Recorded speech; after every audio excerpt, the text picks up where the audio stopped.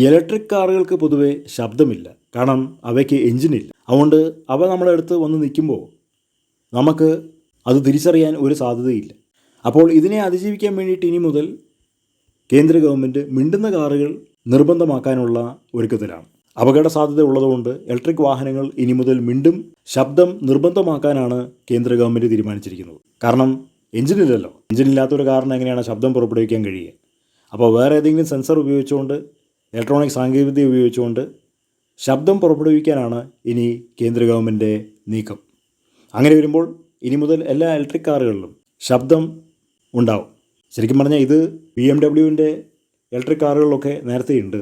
കാരണം ഇത് അടുത്ത് വരുമ്പോൾ ഇത് കാറാണോ ബസ്സാണോ ലോറിയാണോ എന്നുള്ളത് ആളുകൾക്ക് തിരിച്ചറിയണ്ടേ. ഇലക്ട്രിക് കാറുകൾ വളരെയധികം നിശബ്ദമാണല്ലോ. അവ പ്രവർത്തിക്കുന്നതിൻ്റെ സൗണ്ട് പോലും നമ്മൾ കേൾക്കില്ല. ഒരു വാഹനം ഇങ്ങനെ വന്ന് അടുത്ത് നിൽക്കുന്നു എന്നുള്ളതേ അറിയുള്ളൂ.